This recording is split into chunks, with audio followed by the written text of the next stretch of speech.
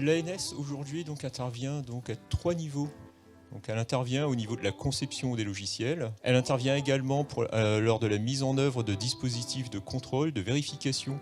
Et enfin, alors malheureusement, comme ça a été évoqué, l'actualité fait qu'elle doit malheureusement intervenir pour assister des établissements lorsque ces établissements sont aussi victimes de cyberattaques ou d'incidents de sécurité.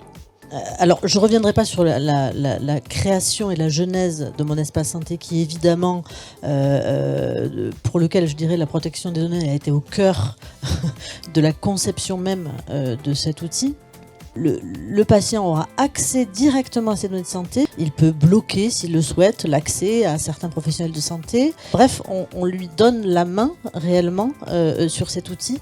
Et il y a aussi une traçabilité de tous les accès. Donc ça, c'est aussi un contrôle du citoyen lui-même. Donc au niveau des clés de lecture, alors je tiens à rappeler les 3 questions donc à se poser. Est-ce que l'application gère des données de santé à caractère personnel ? Deuxième question importante à se poser est le motif de recueil de ces données. Dernière question à se poser est qui héberge ces données de santé ? En effet, mis sur l'ouvrage la révision du référentiel qui fixe les exigences que doivent respecter les hébergeurs qui veulent obtenir la certification HDS. Les actions réalisées sur le terrain par rapport à la cybersécurité, on a 3 grands axes.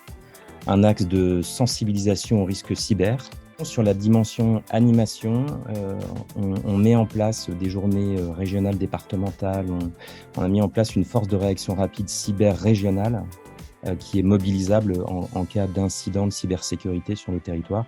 Et on forme aussi, là aussi sur l'exploitation des données de santé, et on informe nos communautés pour les rendre les plus compétentes possibles.